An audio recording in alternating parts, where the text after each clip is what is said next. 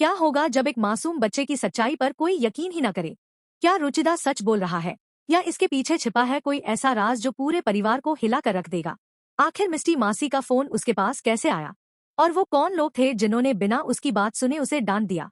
इस कहानी में आगे जो होने वाला है वह हर किसी को हैरान कर देगा, इसलिए इस वीडियो को अंत तक जरूर देखिए। रुचिदा की आंखों से लगातार आंसू बह रहे थे। उसका छोटा सा चेहरा डर और दुख से भरा हुआ था।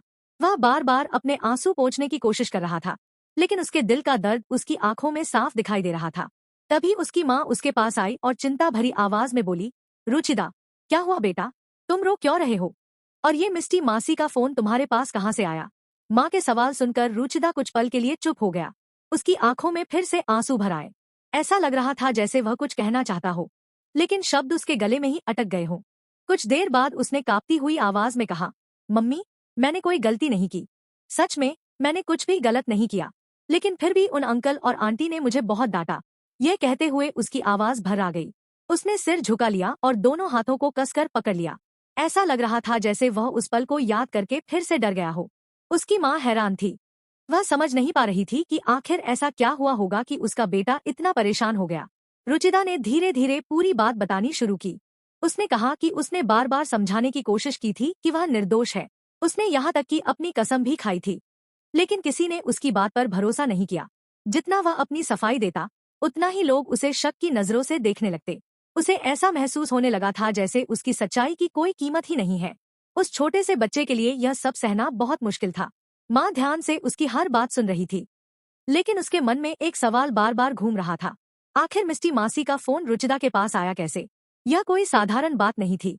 रुचिदा ने जब फोन की तरफ देखा तो उसके चेहरे पर एक अजीब सा डर दिखाई दिया, जैसे उस फोन से जुड़ा कोई ऐसा रहस्य हो जिसे वह बताने से घबरा रहा हो। माँ ने प्यार से उसके सिर पर हाथ फेरा और कहा, बेटा, डरो मत। जो भी सच है मुझे बता दो। रुचिदा ने गहरी सांस ली और इधर उधर देखने लगा। उसके चेहरे के हाव भाव अचानक बदल गए। ऐसा लग रहा था जैसे उसे किसी डरावनी घटना की याद आ गई हो। उसने धीरे से कहा, मम्मी, मुझे भी नहीं पता कि सब कुछ इतना गलत कैसे हो गया। मैं तो सिर्फ मदद करना चाहता था, लेकिन अचानक सब मेरे खिलाफ हो गया। उसके शब्दों में बेपसी साफ झलक रही थी। जैसे जैसे वह बात कर रहा था, माहौल और ज्यादा रहस्यमय होता जा रहा था। माँ को महसूस होने लगा था कि यह मामला सिर्फ डांट खाने तक सीमित नहीं है। इसके पीछे जरूर कोई बड़ी साजिश या गलतफहमी छिपी हुई है। आखिर वह कौन लोग थे जिन्होंने रुचिदा की बात पर भरोसा नहीं किया? और मिस्टी मासी का फोन इस पूरे मामले में क्या भूमिका निभा रहा था? इन सवालों का जवाब अभी किसी के पास नहीं था। उसी समय अचानक फोन की स्क्रीन अपने आप जगमगा उठी। स्क्रीन पर एक अनजान नंबर फ्लैश होने लगा। माँ और रुचिदा दोनों की नजरें फोन पर टिक गई। कमरे में एक अजीब सी खामोशी छा गई। फोन लगातार बज रहा था, लेकिन किसी की हिम्मत नहीं हो रही थी उसे उठाने की। रुचिदा का चेहरा पीला पड़ चुका था। ऐसा लग रहा था जैसे उसे पहले से पता हो कि इस कॉल के पीछे कोई बड़ा रहस्य छिपा हुआ है।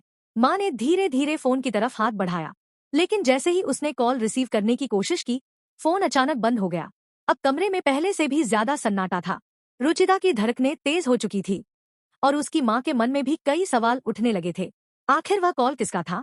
क्या उसका संबंध मिस्टी मासी से था, या फिर कोई ऐसा शख्स था जो इस पूरे मामले का सच जानता था? इन सभी सवालों के जवाब अभी रहस्य बने हुए थे, और यही रहस्य आगे चलकर एक ऐसे सच का पर्दाफाश करने वाला था जिसकी किसी ने कल्पना भी नहीं की थी।